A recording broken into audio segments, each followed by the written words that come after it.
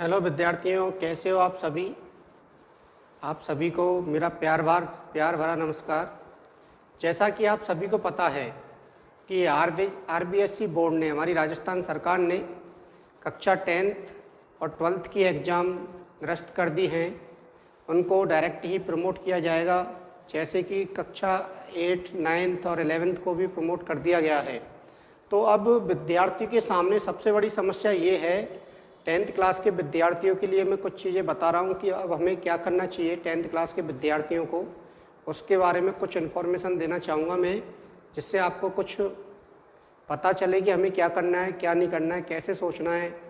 तो यहाँ पर हमें क्या करना है, कक्षा 10th क्लास के विद्यार्थियों, 10th क्लास के बाद हम क्या क्या कर सकते हैं, वो सारी चीज़ें मैं आपको बताना चाहूँगा। यहाँ पर एग्ज़ाम लगी नहीं है आपकी, एग्ज़ाम कैंसिल हो चुकी है। यदि एग्ज़ाम लग जाती तो क्या है, रिजल्ट देखकर कई बच्चे डिसाइड करते हैं। कई बच्चे तो रिजल्ट पर डिपेंड रहते हैं कि मुझे मैथ लेनी है या आर्ट्स लेनी है या कॉमर्स लेनी है या बायोलॉजी लेनी है, तो रिजल्ट के ऊपर डिपेंड रहते हैं।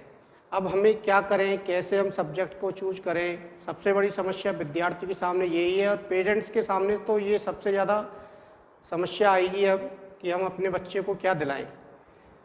बच्चे, पेरेंट्स भी क्या करते हैं अधिकतर कि रिजल्ट आने के बाद उसके मार्क्स देखते हैं कि मैथ में अच्छे मार्क्स आए, इसके साइंस में अच्छे आए तो उसके अकॉर्डिंग सब्जेक्ट दिलाते हैं, या इसमें सही आए, कई बच्चे अपने अकॉर्डिंग ही लेते हैं। तो क्या क्या सब्जेक्ट ले सकते हैं 10th पास आउट स्टूडेंट्स। एक होता है साइंस वर्ग, जिसमें आप मैथ ले सकते हैं, एक बायो ले सकते हैं, आर्ट्स भी ले सकते हैं आप, एक होती है कॉमर्स, कॉमर्स भी ले सकते हैं। अब कैसे लें इनको, सब्जेक्ट को कैसे चूज करें, तो आपको थोड़ा सा खुद को ही चेक करना पड़ेगा इसके लिए कि हमारी क्षमता मैथ लेने की है या नहीं है। यदि आप कक्षा 10th में आपने कुछ समय के लिए तो मैथ सब कुछ तैयारी की होगी, आपको खुद को एनालिसिस करना है खुद के बारे में कि हम मैथ में अच्छे हैं, हमें कहीं कोई प्रॉब्लम तो नहीं आती थी। इसी प्रकार साइंस में, विज्ञान में कहीं प्रॉब्लम तो नहीं आती थी। उसी प्रकार से किसी बच्चे का मैथ में और साइंस में इंटरेस्ट रहा है तो वो 11th क्लास में आकर मैथ ले सकता है। किसी का मैथ में कम इंटरेस्ट रहता है, किसी बच्चे का साइंस में ज़्यादा इंटरेस्ट रहता है तो वह बायोलॉजी ले सकता है। एसएस वगैरह में रहता है तो वो स्टूडेंट्स आर्ट्स ले सकते हैं। आर्ट्स में कई सारी सब्जेक्ट होती हैं, जैसे भूगोल है, ज्योग्राफी है, पॉलिटिकल साइंस है, राजनीतिक विज्ञान है। इसके अलावा संस्कृत साहित्य है, हिंदी साहित्य है,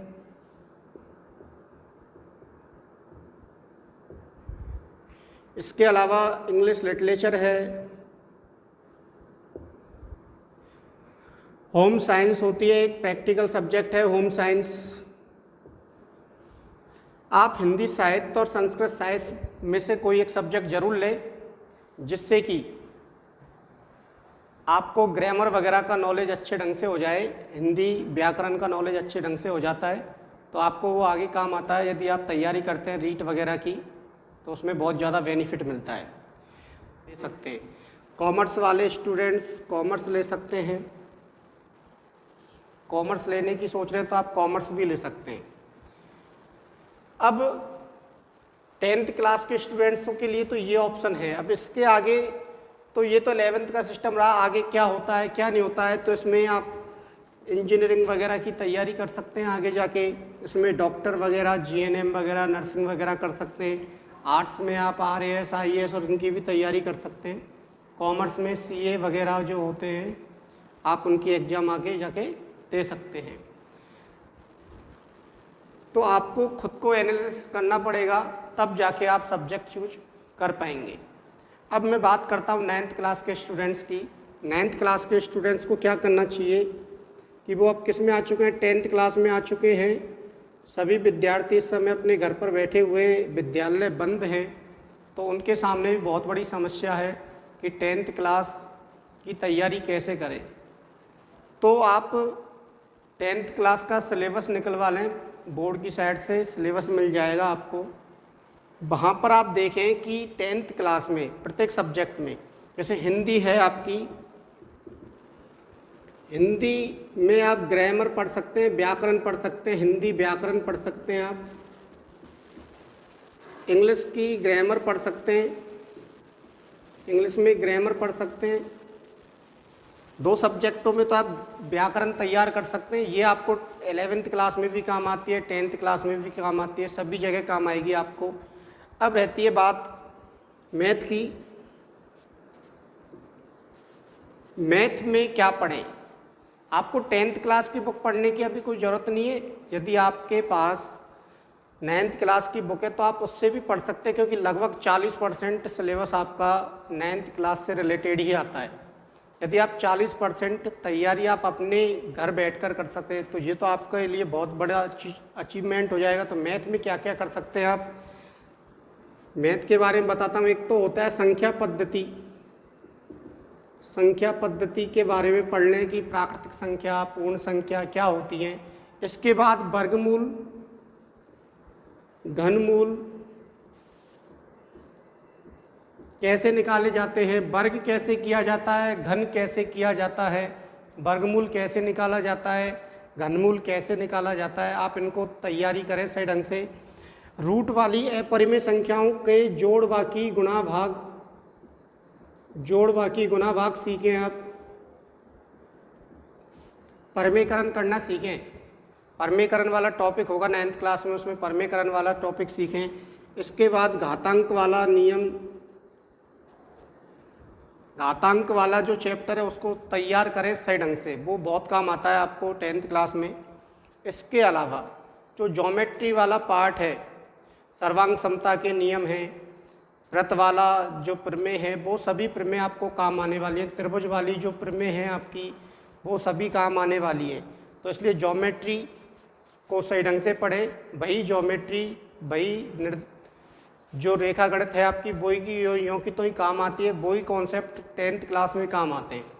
इसके अलावा आप क्षेत्रफल वाली एक्सरसाइज के फॉर्मूले याद कर लें, जिससे आपको क्षेत्रफल वाली एक्सरसाइज में भी दिक्कत नहीं हो।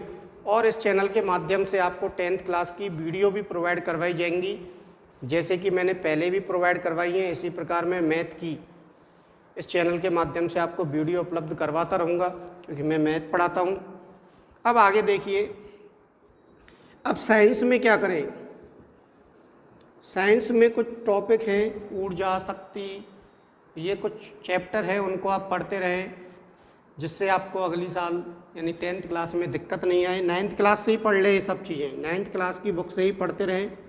इसके अलावा आपकी संस्कृत है, संस्कृत की व्याकरण तैयार कर लें, संस्कृत की व्याकरण तैयार कर लें। और एसएस जो है, एसएस की आप बुक खरीद के ला सकते हैं। एसएस तो आप रोज़ाना पढ़ सकते हैं, आधा घंटा 1 घंटा जितना भी आपका मन करे, कहानी की तरह पढ़िए।